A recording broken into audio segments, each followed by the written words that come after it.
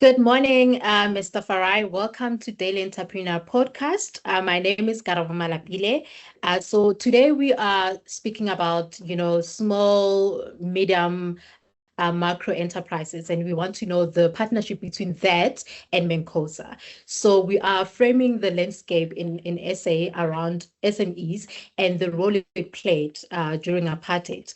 And we just want to know, in the past 30 years, post-apartheid, the future it holds into digital economy. So in the last 30 years since 1994, post-apartheid, SA has introduced frameworks like National Small Business Act, SEDA, and the Small Business Development Ministry.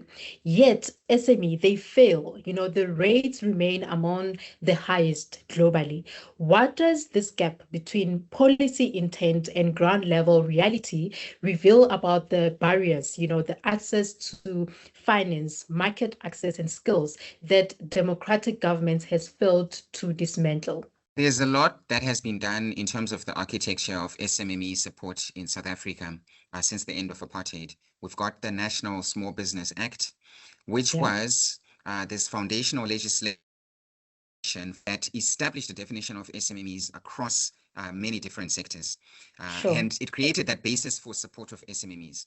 And over time, it's been amended. And then we also have agencies such as the former Small Enterprise Development Agency, and then similarly, the Enterprise Agency that was dealing with finance. And then we have the Department of Small Business Development that started in 2014 under President Zuma. And government began to show increasing interest and desire to improve how SMMEs are operating in South Africa. However, we still have high failure rate, as you mentioned, of SMMEs in South Africa. In fact, South Africa's failure rate is amongst the highest in the world. We have several studies that suggest between 70 and 80% of SMMEs fail within the last 5 years. Okay. This gap between what the policy was designed to achieve and what the outcomes are, it's showing that there are many systemic failures that we can address. Okay. So I'll mention some of these challenges. Primarily, we have access to finance being the most cited barrier when we do studies around small business failures. And if you think about how Black-owned SMMEs struggle to meet certain criteria for accessing banking finance, that's a major challenge that we find in the literature around SMME failures. So what ends up happening is entrepreneurs can't access credit. And if they do access credit from other lenders, the cost of paying back that debt is really high. Interest rates are much higher. In addition, we tend to find that market access is structurally compromised. So what we mean by that is the large retailers and government procurement processes, these are really difficult to penetrate. The large retailers pose massive competition to the small players, and getting government contracts for SMMEs, if government has advertised tenders, SMMEs struggle to get that kind of work, and it is a crucial line of income in South Africa's economy as well. Thirdly, we have really large skills gaps. These are often misunderstood, however. Yes, financial literacy, record keeping, and management competencies matter, but many capable entrepreneurs are failing not because they lack skills, but because the market in which they're operating is just really unfair. It's dominated by big players who have great influence over pricing. These big players tend to be located in much more visible areas than the SMMEs. And the big players have the ability to absorb losses that small entrepreneurs would not be able to. And then I'll just mention one more failure that we see relating to coordination challenges amongst government. You see, we've mentioned SEDA, SEFA, and economies. And here as well, provincial development agencies, they all operate with overlapping mandates. There's different eligibility criteria, and the data sharing amongst these entities, it's not good. So an entrepreneur is going to struggle to navigate this landscape because of the many different areas that they would be engaging in with government at different levels. So what I'm getting from you is that there's a need for collaboration between government, entrepreneurs, and e-commerce and the sector as a whole. Yes, absolutely. Particularly if SMMEs are to take advantage of this digital era that we're in. Greater collaboration is necessary, and less red tape. We need fewer departments that SMMEs are engaging in as they scale up their e-commerce efforts. Here I'm talking about how the SMMEs need to be communicating with local government entities, provincial, national government entities. It just makes it really confusing. Given the South African informal sectors, it absorbs millions of workers that the formal economy cannot. And when we look at policy makers, in reconceptualizing the survivalist SMEs and the failure to develop that, I just want to know, what will that shift look like in framing how to support them in resources and also make sure that they are ready and there's a policymaker or policymakers are ready for the SMEs? That's an excellent question. It's important that we think about how to reframe the role of survivalist SMMEs in South Africa, the informal sector as well. You see, predominantly SMMEs were treated as a problem that needed to be solved. And as the economy has grown, as it's developed, the idea was that these survivalist entrepreneurs would transition, graduate into the more formal growth-oriented economy.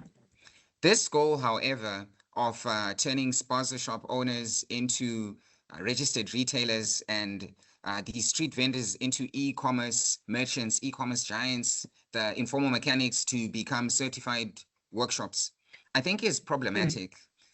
It's not wrong, but it's just incomplete. And this incompleteness can be resolved. So here's the challenge. South Africa has a structural unemployment problem. And if we think about people who've been discouraged from seeking jobs, if we add that to unemployment numbers, we're looking at about 40% of people being unemployed. And the numbers keep growing. The numbers do keep rising. And the formal job market is not going to be able to absorb all of these people. So something needs to happen. And the policy shift, I think I can put it in this way. Survivalist enterprises are simply responding to these structural challenges that we face. So if we're going to be supporting them, then we need to do so to be resilient and to be productive in the context which they're existing in, right? So we shouldn't be trying to change them to become something else. That person who has this spaza shop, who can access wholesale prices in a safe environment, requires reliable electricity. The spaza shop owner requires basic financial services, even if they never become a formal SME. In addition, some of these survivalist entrepreneurs are not failing because the entrepreneur has deficiencies in terms of skilling. But the survivalist entrepreneur is failing because the public infrastructure is dysfunctional. So what is your role then in MANCOSA, making sure that people who just obtained a degree in business and they just want to get into the market or they just want to start entrepreneurship, what role can you guys, or what role do you guys play in making sure that they are ready for that and they be able to survive in the landscape that we are in our economy in South Africa? MANCOSA occupies a unique position in South African higher education, primarily because of the student population that the institution is serving. Unlike historically advantaged universities, whose students often arrive with well-developed social capital, professional networks, and family safety nets, MANCOSA's students tend to be disproportionately young adults who are working, people who are trying to build their careers while studying, often in challenges relating to finances and time, family pressures. Because MANCOSA is a distance institution, it allows students to study at their own pace. And Sure. this is an advantage for many people who are working and have families as well. So when you look at MANCOSA's entrepreneurship and business education, it's directly relevant to the SMME challenges that we've spoken about. Yeah. Accessibility, applicability of the education. That entrepreneur who's running a small business in KwaMashu, in Durban, or the manager in a mining town in Limpopo can access a Bachelor of Business Administration or even a postgraduate diploma without needing to relocate to a city where there is a formal campus. You don't need to stop working to go and study. So it's a minor inconvenience, but it is transformative for people who can't afford to pause their economic lives for 3 years to study full time. Yeah. Thank you so much for that. So has South Africa moved towards digital economy, with fintech, e-commerce, and platform-based work reshaping the SMEs that operates and compute? What mechanism must be put in place to ensure that digitalization does not replicate what happens during the apartheid era, but it also includes them into the new form where connectivity, data, and digital literacy become the new barriers to economic participation? Historically, the SMMEs were not a priority. If you look at during the apartheid era, government policy tended to focus on really large businesses and enterprises. And since 1994, we've seen a number of legislative acts that were passed. However, if we think about the progress since the end of apartheid to date, we're now in a high moving era in terms of technological advancements, artificial intelligence, and digitization. So there's a lot of support that government entities are providing to SMMEs. But at the same time, there's a lot that the SMME owners themselves can do to ensure that they are able to exist and thrive in this digital era. So I'll give a number of suggestions to assist in this regard. Number one, it's important that the SMMEs register with relevant bodies such as SARS, such as the bodies which govern companies. It's important that SMMEs utilize the services of SEVDA, which is a government entity that is responsible for finances and development support. I always encourage SMMEs to join business associations and chambers because you don't want to be existing in isolation, trying to navigate these digitization challenges in isolation. At the same time, government has a large role to play in terms of increasing access to cheap internet services to make them available to the common man on the street. Government also has an important role in making it easy for SMMEs to be able to do business, to open bank accounts. A lot of the red tape that exists around that space has been removed. And government also has an important role in assisting SMMEs access the digital economy in terms of the payments that they're doing and moving away from cash, which has its own challenges, particularly around security in townships. Before we carry on, just on that note, do you think government is doing enough or there's still more room for them to improve when it comes to that? Because sometimes things can move a little bit slow when government is involved. There's always room for improvement from the government sector. The challenge that the government is facing is it's that of resources.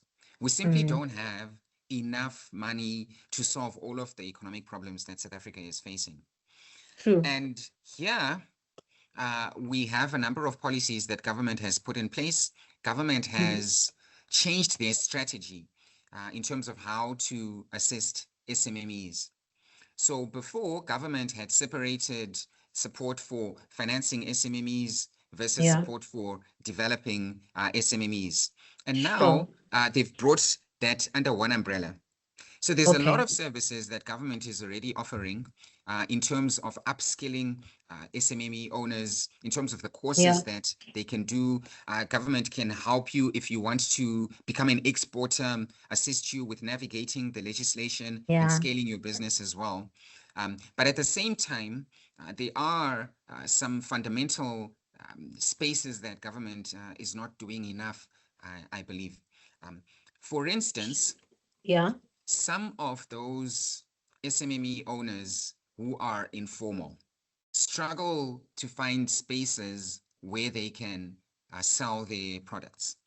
In many cities, many large cities, for example, Johannesburg, Durban, Cape In Cape Town, Town. Yeah. they struggle with this problem where the SMME owner just doesn't have space.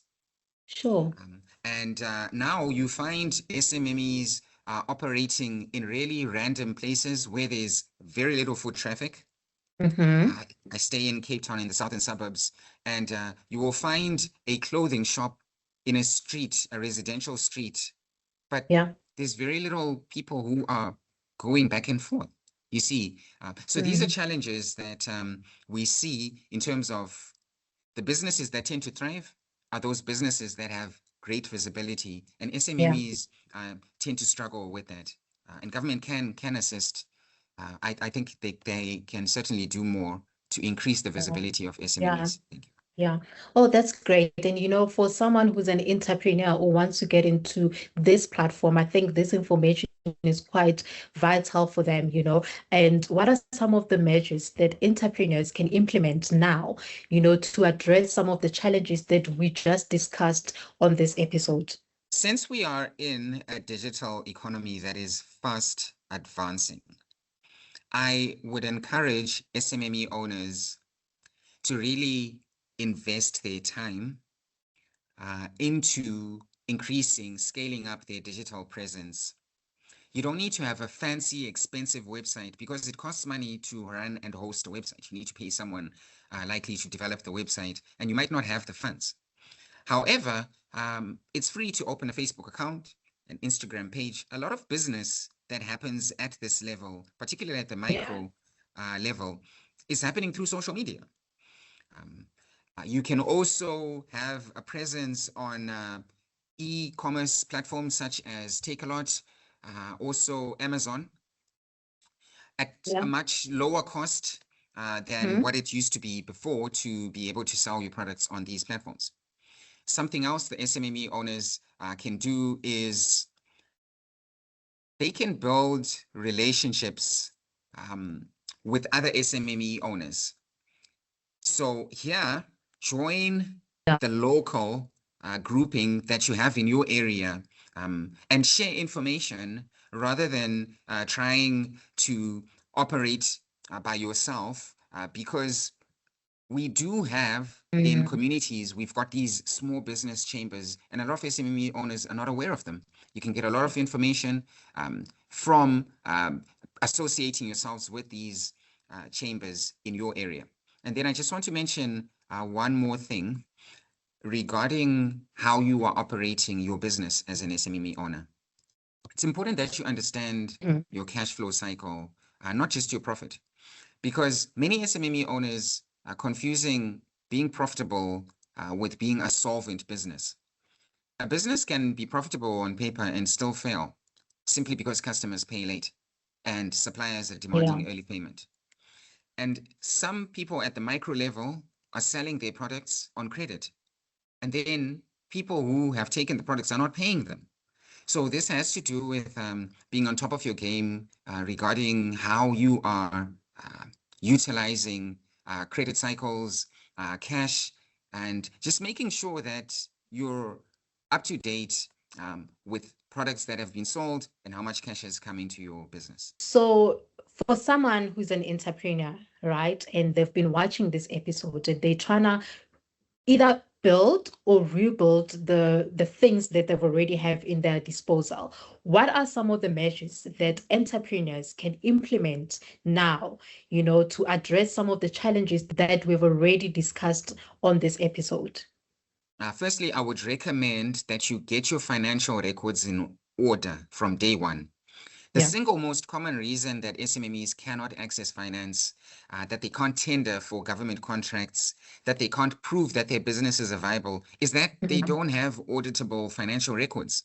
Even if you are operating informally, use free tools that are available. Maintain a well-organized spreadsheet to track all of your income, your expenses, and your cash flow, because you're going to need those financial records. They're essential to your business identity. In addition, since we are in this digital era, you need to adopt a digital-first mindset and strategy. Here, you need to have a strategy for how you're going to increase your online presence. It is free to create a Facebook account. It's free to create an Instagram account. You also are able to leverage e-commerce platforms such as your Takealot in South Africa and your Amazon. And a lot of people are buying online. Many people have moved to online since COVID. And in this digital era, you don't necessarily need to have a website because it's expensive to host a website. So use measures that are free, that are going to give you that platform. And then finally, there are a lot of artificial intelligence tools that are freely available that SMME owners can use to automate some of their processes, as well as collect data analytics, such that you're tracking the traffic that is coming onto the different places that you are advertising your products, that you have a presence in. You have tools that are available.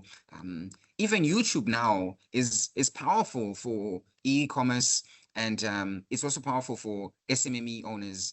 And there's a lot of data that is behind how people are visiting these different areas. You need to be up to date with your skills in this digital era. So for someone who can say, but where can I know or get this kind of information?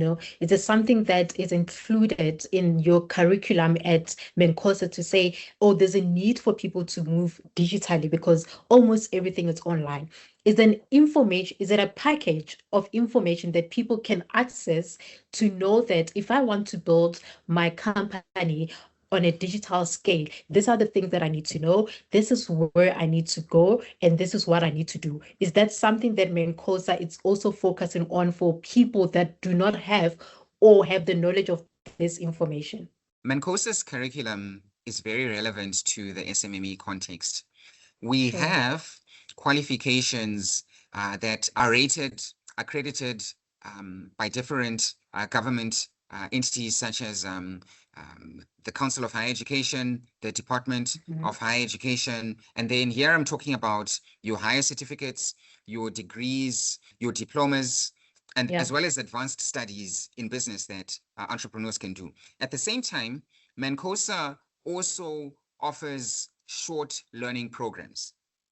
And we have a variety of offerings around this. We also have corporate development programs where MANCOSA can tailor, structure certain courses as per the needs of a business that MANCOSA would be working with. The curriculum itself is going to be relevant for the digital era. You can study qualifications in digital marketing, in digital leadership, in artificial intelligence, as a business person at these different levels that I have spoken about. And it's going to be speaking to the challenges that the South African context is facing. The local supply chain dynamics, financial environment that we operate in, as well as upskilling entrepreneurs with regards to their technical ability. Yeah. All right. Sure. Thank you so much. This was so informative. And I really hope people who are watching this episode and they are already in the market or they want to get into the market are able to, take something home, because there is a need for entrepreneurs, government, and higher education to really come together and make sure that everyone is on the same page. Thank you so much, Dr. Farai. Thank you so much for the information that you provided us for this episode.